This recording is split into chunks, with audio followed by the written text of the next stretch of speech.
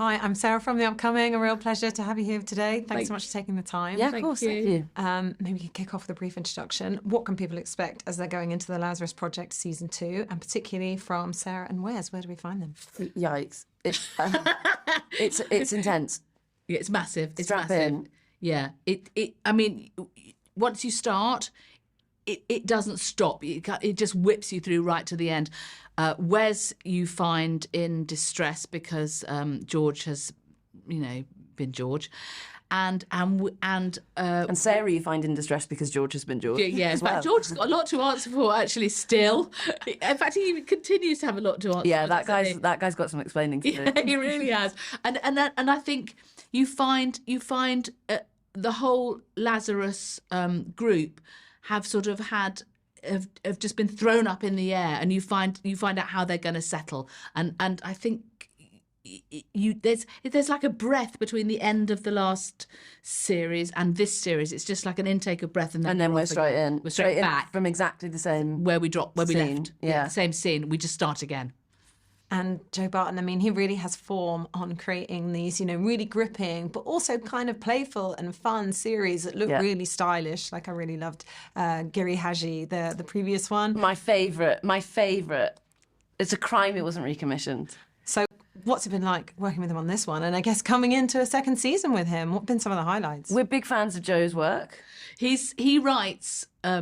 because, as an actor, basically you want an opportunity to use all the bits of yourself, to show off all those bits. And what's happened in this one is, speaking for Wes, is that you find out much more about her. You find out, why she does what she does, a bit about her past life, about her domestic situation, about her morality, about the choices that she makes and why she makes them, how she justifies the behaviour of this group of people who...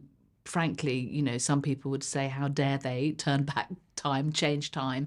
And you find out a lot of things about her. And it's, as an actor, it's just been glorious because, you get to, show off, actually. Yeah, no, you get to show off. Yeah, so I like that. Yeah, there's a lot of showing off in this series, I think. We all get to show off. We're all a bit showing off. But for me, I think it's been really exciting because Sarah in the first series...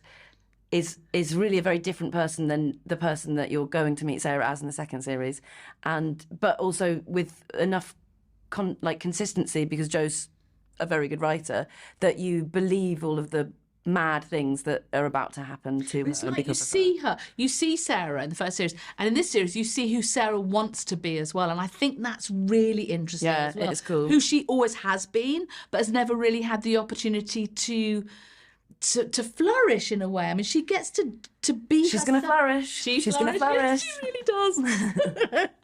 She does. And the production values are just so high. I mean, they're really through the roof. But there's also, amid the drama, so many moments of levity and this kind of humour that comes through. Did you have a favourite scene to shoot? Anything where because I never go out, obviously Wes never goes outside. I think she might be part vampire, but if the sunlight shines on her face, pitch that for a third series. Wes is a vampire. But my favourite scenes are always when I get to work with everybody all around the big table. Yeah. In the what do we call that place? The Lazarus Project HQ? HQ, yeah, the HQ. Back at work? Yeah, when we're all around that big table, because, we're playing very, normally high, intense scenes, really full of drama.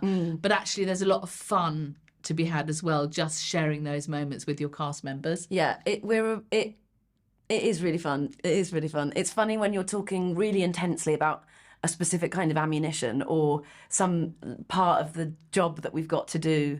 I mean, I'm really butchering Joe's writing here, but when you're having like a intense discussion in character about whatever it is that's happening in the scene, and then we break, and then it's just like children running around. Mucking about. It's really fun. Frankly, mucking about. Mucking about, yeah. And there does seem endless appetite for kind of these sci-fi dramas, particularly ones that deal with time travel. I mean, why do you think that is? And particularly in this show, it's almost, like the modern condition, that feeling of we not having control over what's happening. I think it's a great way to explore that. And also, balancing what might be for the collective good versus for your personal good. Who's in charge? Who chooses what's more important? So, what do you think some of the themes might be and the takeaways? Oh, wow, it's a good point. We get to examine that a bit more about that actually in this series. Yeah. About the morality of who's in charge, who makes those for us, for humanity, Yeah. who gets to make those choices about how we behave, what is honourable, what is not honourable.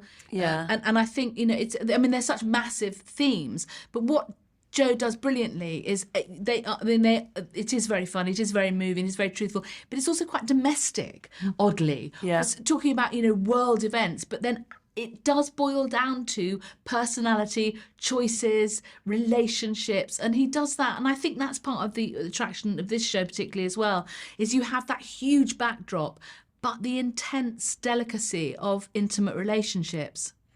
Yeah, I think it's an interesting one. I think there's so much about control as well in both series, but in series 1 a lot of the control was George deciding to take control and sort of not really telling anyone about the things he was doing.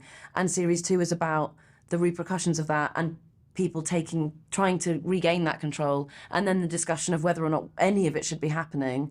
And also, are humans even capable of doing any of this in a safe, are we destroying ourselves with power? It's really, but also then being like, having a really silly conversation about, like, there's a scene about breakfast cereal. Like, it's so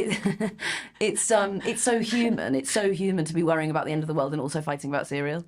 Amazing. Well, I think I'm out of time, but thank you so much for Thank sharing you with so me. much. Can't wait for everyone else to get stuck into season 2 of the Lazarus Oh, Project. Thanks so much. Thanks so much. Very Very nice to much. meet you.